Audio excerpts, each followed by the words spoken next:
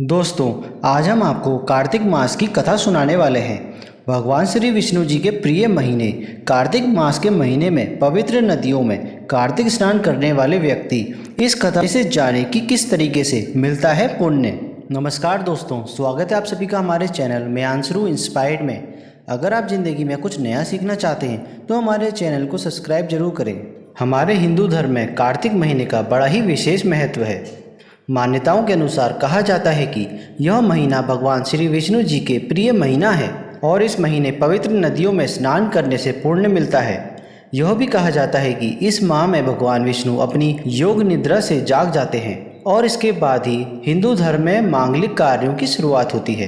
कार्तिक मास में ही करवा चौथ, होली अष्टमी, दीपावली, गोवर्धन और भैया दूज जैसे महापूर्ण त्योहार आते हैं। कार्तिक माह का स्नान विशेष महत्व रखता है और यदि आप पवित्र नदियों में स्नान नहीं कर सकते तो नहाने के पानी में गंगाजल मिलाकर उसे स्नान अवश्य करें। जो व्यक्ति कार्तिक स्नान करता है उसे पुण्य का फल मिलता है। साथ ही इस दौरान स्नान के बाद पूजा करनी चाहिए और फिर कथा भी पढ़नी चाहिए। अब हम आपको कार्तिक मास की कथा सुनाने वाले हैं, तो इस कथा को ध्यान से सुनिएगा। एक नगर में एक ब्राह्मण दाम्पत्य रहते थे और वे दोनों प्रतिदिन 7 कोस दूर गंगा व यमुना नदी में स्नान करने जाते थे। इतनी दूर आने जाने से ब्राह्मण की पत्नी थक जाती थी, इसलिए एक दिन उसने अपने पति से कहा कि हमारा एक पुत्र होता तो कितना अच्छा रहता। पुत्र के बहू आती तो हमें घर वापस आने में खाना बना हुआ मिलता और बहू घर का काम भी कर लेती। अपनी पति की बात सुनकर ब्राह्मण ने कहा कि तू सही कह रही है, चल मैं तेरे लिए बहू ला ही देता हूँ। ब्राह्मण ने अपनी पत्नी से कहा कि एक पोटली में आटा डालकर कुछ मोहरें रख दे। ब्राह्मण के कहे अनुसार उसकी पत्नी ने पोटली बांध दी। पोटली देकर ब्राह्मण चला गया। ब्राह्मण को सफर के दौरान यमुना के किनारे बहुत ही सुंदर लड़कियां दिखाई दी। वे रेत में घर बनाकर खेल रही थी। उनमें से एक लड़की ने कहा कि मैं अपना घर नहीं बिगाड़ूंगी, मुझे तो रहने के लिए ही यही घर चाहिए। लड़की की बात सुनकर ब्राह्मण मन ही मन सोचने लगा कि बहू बनने के लिए यही लड़की उचित है। जब वह लड़की जाने लगी तो ब्राह्मण भी उसके पीछे पीछे उसके घर तक पहुंच गया और वहां जाकर ब्राह्मण ने उस लड़की से कहा, बेटी, कार्तिक मास चल रहा है इसलिए मैं किसी के घर खाना नहीं खाता। मैं अपने साथ आटा लेकर आया हूँ। तुम अपनी माता से पूछो कि क्या वो मेरे लिए आटा छानकर रोटी बना देंगी। यदि वो मेरा आटा छानकर रोटी बनाएंगी तो ही मैं रोटी खाऊंगा। लड़की ने जाकर अपनी माँ को ये सारी बात बताई।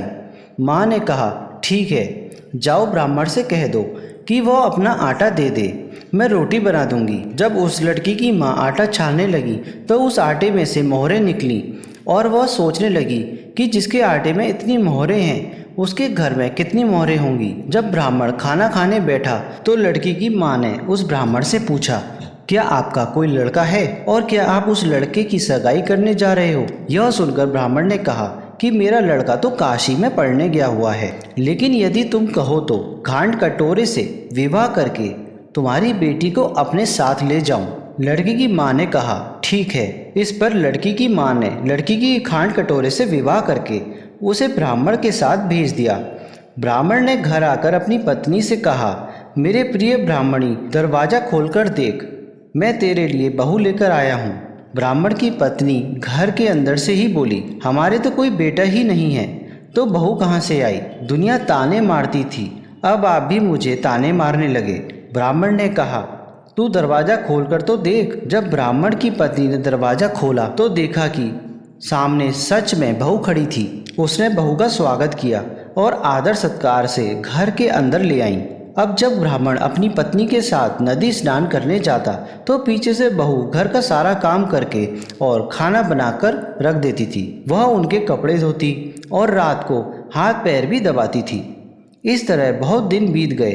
ब्राह्मण ने अपनी बहू से कहा कि बहू, कभी भी चूल्हे की आग को बुझने मत देना और मटके का पानी खत्म होने मत देना। परंतु एक दिन चूल्हे की आग बुझ गई। यह देखकर बहू घबरा गई और भागी भागी अपने पड़ोसन के पास गई और कहा कि मेरे चूल्हे की आग बुझ गई है, मुझे थोड़ी सी आग चाहिए। मेरे सास ससुर सुबह स्नान करने गए हुए हैं।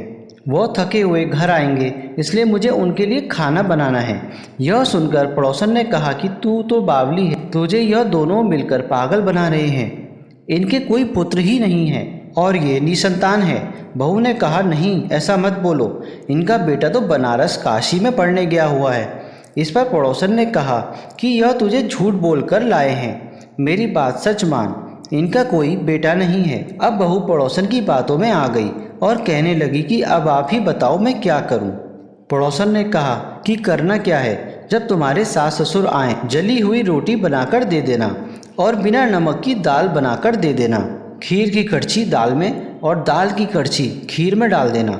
पड़ोसन ने उस बहू को अच्छे से सिखा पढ़ा दिया और फिर जब उसके सास ससुर घर आए तो उसने ना तो उनका आदर सत्कार किया और ना ही उनके कपड़े धोए। जब उसने सास ससुर को खाना दिया तो सास बोली, बहू आज यह रोटियां जली हुई क्यों हैं और दाल भी अच्छी नहीं है। तब बहू ने पलटकर कहा कि एक दिन ऐसा खाना खा लोगे तो कुछ बिगड़ नहीं जाएगा।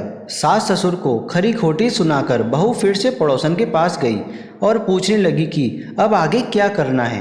पड़ोसन ने कहा कि अब तुम सातों कोठियों की चाबी मांग लेना। अगले दिन जब भी ब्राह्मण और उनकी पत्नी स्नान करने के लिए जाने लगे तो बहू अड़ गई कि मुझे तो सातों कोठियों की चाबी चाहिए। तब ससुर ने कहा कि इसे चाबी दे दो और सास ने बहू को चाबी दे दी। सास ससुर के जाने के बाद जब बहू ने कोठियों के दरवाजे खोले तो देखा कि किसी में अन्न भरा हुआ है, किसी में धन भरा हुआ है और किसी कोठी में बर्तन पड़े हैं। जब उसने सबसे ऊपर का 7वां कोठी का दरवाज़ा खोला तो देखा कि उसमें शिव जी, पार्वती माता, गणेश जी, लक्ष्मी माता, पीपल, पतवारी, कार्तिकेय ठाकुर जी, राई दामोदर, तुलसी का बिड़वा, गंगा यमुना और 33 कोटि देवी देवता विराजमान हैं। वहीं पर एक लड़का चंदन की चौकी पर बैठा माला जाप कर रहा है। यह सब देखकर उस बहू ने लड़के से पूछा कि तुम कौन हो। तब लड़का बोला कि मैं तेरा पति हूँ।